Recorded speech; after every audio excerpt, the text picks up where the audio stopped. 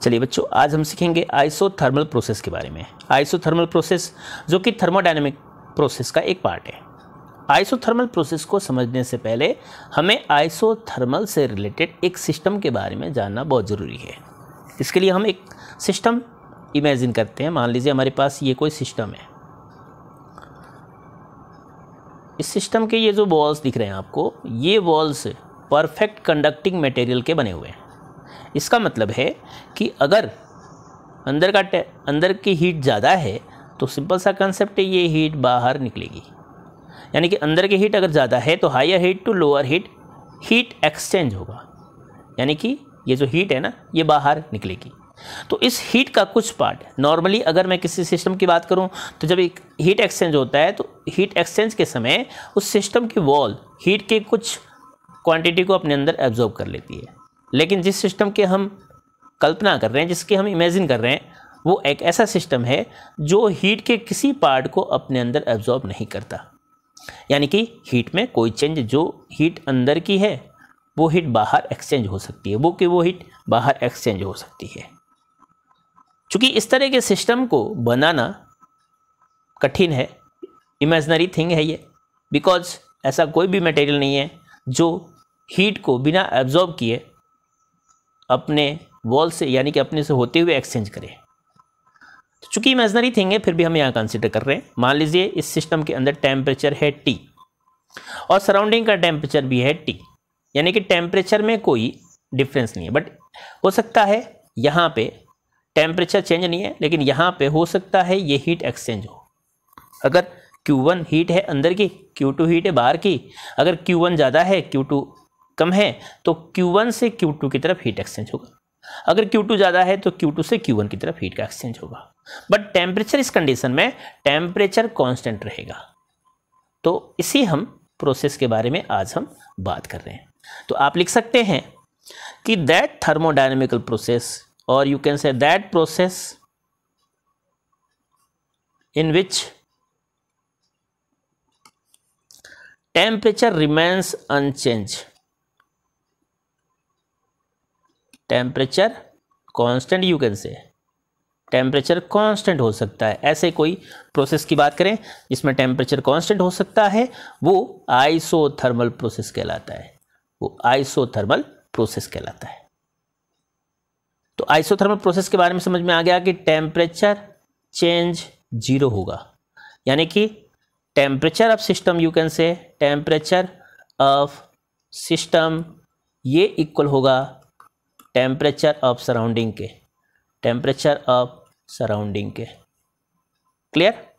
अब यहाँ पे टेम्परेचर की बात तो हो गई, जिससे हमें समझ में आ गया इसके डेफिनेशन के बारे में।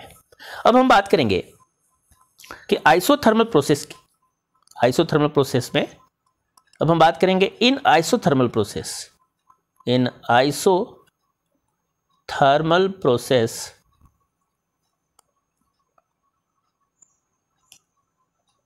there is no change in internal energy, यानी कि इंटरनल एनर्जी में, इस सिस्टम के अंदर इंटरनल एनर्जी में कोई चेंज नहीं होता। यानी कि इंटरनल एनर्जी में चेंज जीरो होता है। इंटरनल एनर्जी में चेंज जीरो होगा। जैसा कि आपको पता है, आइडियल गैस इक्वेशन हमारे पास है। आइडियल गैस इक्वेशन है PV इक्वल्स टू nRT। यहाँ nRT, ये तीनों के तीनों फंक्शन, ये कांस्टेंट है। दैट्स वाई मैं लिख सकता हूँ PV इक्वल्स टू C। अब हम डिफरेंशियल कर देते हैं इसका, differentiate with respect to T। चलिए इसका डिफरेंशियल करते हैं। U एंड V का फॉर्मूला आपको यूज़ करना है, U मल्टीप्लाइड बाई V का। इसके लिए हम इसे U कंसिडर कर लेते हैं और इसे हम V कंसिडर कर लेते हैं। इसके लिए आप लिख सकते हैं इसे P dV upon dt। P को कांस्टेंट मान लिया और हमने dV का T के रेस्पेक्ट में डिफरेंशियल किया। देन V को कांस्टेंट मान लिया, dP अपॉन dt लिख सकते हैं, इसे dP अपॉन dt लिख सकते हैं, इक्वल्स टू इन दोनों का हो गया डिफरेंशियल। इसके बाद सी कांस्टेंट है, इसका डिफरेंशियल होता है 0। इसे हम वापस लिख लेते हैं, p d v upon d t लिख सकते हो आप, plus v d p upon d t लिख सकते हैं, इक्वल्स टू 0। ये डी टी कैंसिल आउट हो जाएंगे, डी टी को कॉमन लेके हमने दूसरी तरफ शिफ्ट कर दिया, तो ये होगा p d v plus v d p equals to 0। यहाँ से मैं इसे कुछ इस तरह से लिख सकता हूँ, p d v equals to minus v d p, and then मैं लिख सकता हूँ 1 अपॉन वी डी वी। यहाँ से वी को हमने इस तरफ शिफ्ट किया और पी को इस तरफ शिफ्ट करेंगे तो ये होगा -1 upon p d p, and then आपको इंटीग्रेशन करने हैं, यहाँ पे आपको इंटीग्रेशन करने हैं, ये इंटीग्रेशन का साइन लगा दीजिए। 1 अपॉन वी का इंटीग्रेशन आपको पता है लॉग, यहाँ बेस ई लिख दीजिए, V equals to minus log base e, यहाँ लिख सकते हो पी, एंड देन इंटीग्रेशन में आपको एक कॉन्स्टेंट ऐड करना होता है, वो है सी। इस तरफ आपको शिफ्ट करना है इसे, जब शिफ्ट करेंगे तो ये होगा log e v plus log, यहाँ लिख सकते हो e p equals to constant, यानी कि लॉग यहाँ फॉर्मूला आप आपको फॉर्मूला यहाँ यूज़ करने हैं। फॉर्मूला होता है लॉग ए प्लस लॉग बी, जहाँ बेस ई है, हमने बेस नहीं लिखा, बेस कंसिडर कर सकते हैं, इसे लिख सकते हो log A B.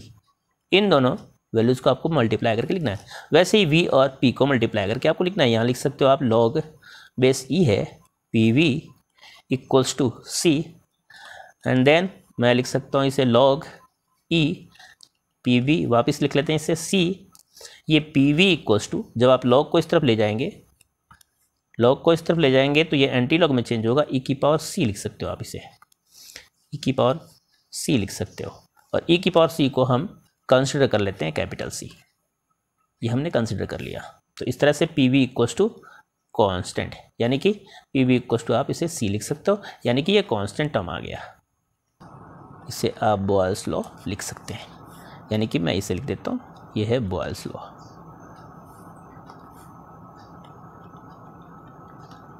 Boyle's law. तो चलिए बच्चों, अब हम बात करते हैं, अगर हमारे पास दो अलग अलग गैस है, मान लीजिए हमारे पास एक गैस है, फर्स्ट गैस के लिए हमने मान लिया P1V1 equals to constant, second gas के लिए फिर से हमने मान लिया P2V2 according to Charles law, ये भी हो जाएगा कांस्टेंट। ये मान लीजिए हमारे पास फर्स्ट इक्वेशन है, ये मान लीजिए सेकंड इक्वेशन है, इन दोनों इक्वेशन को आपस में डिवाइड कीजिए तो ये होगा P1V1 अपॉन लिख सकते हो आप P2V2 equals to constant upon constant cancel out होके 1 हो जाएंगे। तो इस तरह से आप इसे लिख सकते हैं P1V1 equals to P2V2, and then P1V1 equals to P2V2, next P1 upon P2 equals to V1 upon V2, यानी कि ratio of pressure is equals to the ratio of volume. तो ये है जिसे हम कहते हैं बॉयल्स लॉ। Boyle's law.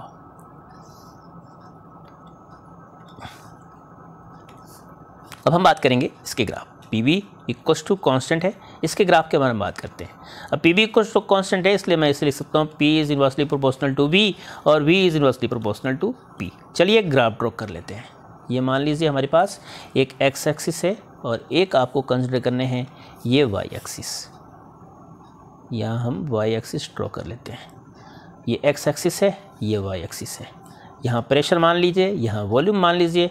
तो इस तरह से प्रोपोर्शनल का ग्राफ आपको पता है, ये कुछ इस तरह से एक कर्व लाइन बनती है। तो ये P और V के बीच में ग्राफ है। आप कह सकते हैं P एंड V के बीच में ये ग्राफ है।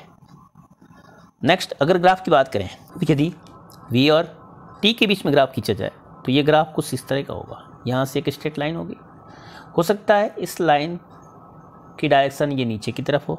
उस कंडीशन में वॉल्यूम कम होगा, और वॉल्यूम कम होगा तो अपन कह सकते हैं कि वर्क डन नेगेटिव होगा।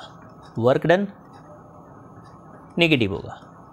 इसका रीज़न है वॉल्यूम डिक्रीज हो रहा है, इसलिए वर्क डन नेगेटिव होगा। अगर मान लीजिए हमारे पास यही एरो ऊपर की तरफ हो, उस कंडीशन में वर्क डन पॉजिटिव होगा। रीज़न ये है कि वॉल्यूम इंक्रीज़ हो रहा है, और वॉल्यूम इंक्रीज़ होगा तो वर्क डन भी पॉजिटिव होगा, क्योंकि रीज़न आपने पढ़ा हुआ भी है कि W इक्वस टू होता है P डेल्टा V। अगर डेल्टा V पॉजिटिव है तो वर्क डन पॉजिटिव होगा। पहली कंडीशन में आप देख सकते हैं V यानी कि वॉल्यूम डिक्रीज हो रहा है इसलिए वर्क डन माइनस में होगा, वॉल्यूम इंक्रीज हो रहा है इसलिए वर्क डन प्लस में होगा। तो बच्चों ये है आइसोथर्मल प्रोसेस के बारे में। अब हम बात करेंगे अगले वीडियो में work done in isothermal process.